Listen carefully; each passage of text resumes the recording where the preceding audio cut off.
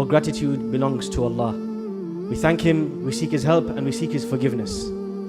Whoever Allah guides, none can lead astray. And whoever has been led astray due to their own intentions, none can guide but Allah. I testify that there's none worthy of my worship, my love, my fear, my affection, my attention but Allah. And that Muhammad, peace and blessings be upon him, is his last and his final messenger.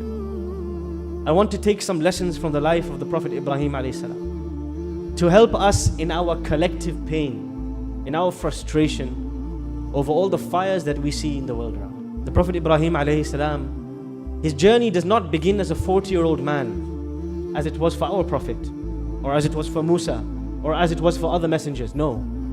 His journey as a prophet actually begins as a young boy. The day in which he crushes the idols in his city, and they come and they discover what's most dear to them, their idols, their way of life, their ideology, shattered on the ground.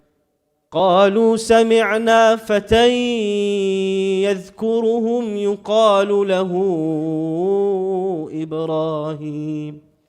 They say, we heard that there was a young boy called Ibrahim who might have done this. A young boy? A young boy with that kind of confidence? A young boy with that kind of clarity? A young boy with that kind of conviction? Who is this young boy? Oh, it is none other than Ibrahim alayhi salam.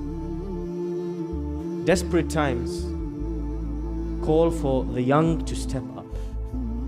Call for the young to get off their bums, get off their console games, get off their Netflix series, and to take some responsibility in the world around us. More often than not today, we see the phenomenon of the man-child. Somebody who's been to university, 28 years old, but plays PlayStation all day. Everything in their life has been already prepared and made easy for them.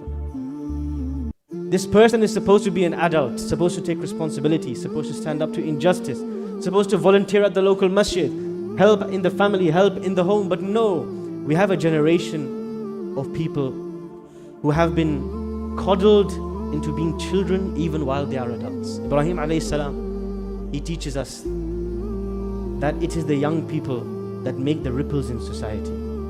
And that if the young people don't stand up and don't use their energy and their wealth and their influence and their power and their intelligence to speak, to act, to stand up against an injustice, then nothing will happen. Ibrahim alayhi salam not only crushes the idols, he also explains to his people. When Allah describes the way he would engage with the non-Muslims around him, Allah says, وَكَذَلِكَ نُرِي إِبْرَاهِيمَ مَلَكُوتَ السَّمَاوَاتِ وَالْأَرْضِ وَلِيَكُونَ مِنَ الْمُوقِنِينَ. I gave Ibrahim deep certainty. He was sure about his beliefs, 100% certain. And then he goes and he starts to discuss with his people. وَلَمَّا جَنَّ عَلَيْهِ اللَّيْلُ رَأَى كَوْكَبًا. As the night fell, he looked up at the sky and he pointed at a star.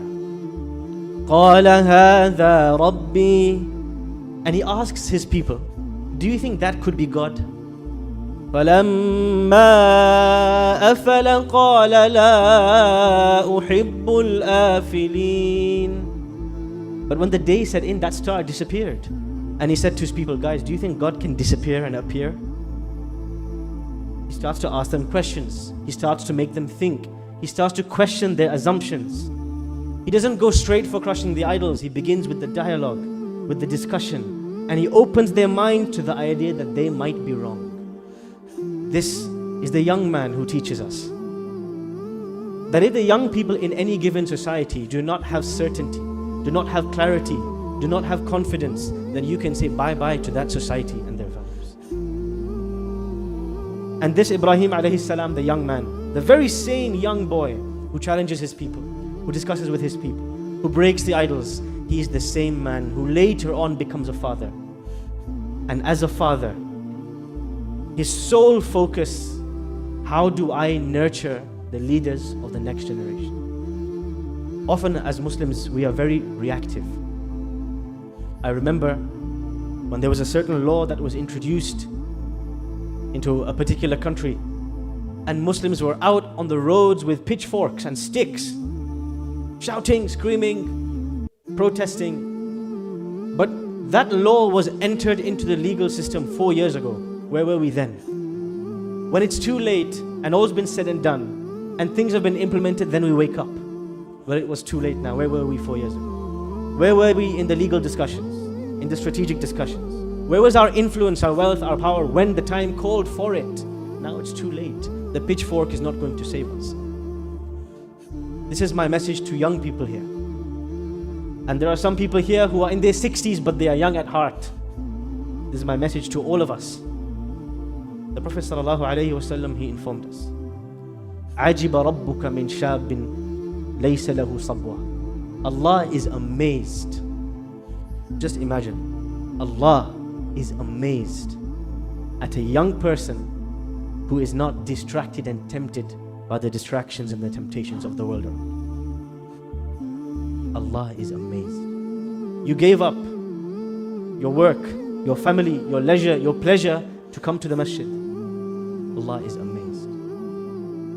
And it is only when those people who are often distracted, who are often frivolous, who are often tempted, it is only when they give up what they hold dear and they sacrifice their time, they pick up responsibility, they learn, they study, they gain wealth, they gain influence. It is only that generation that will save us in the long term. As Muslims, we should be strategic. We should play the long game. We should look at the future, the next 100 years, the next 200 years.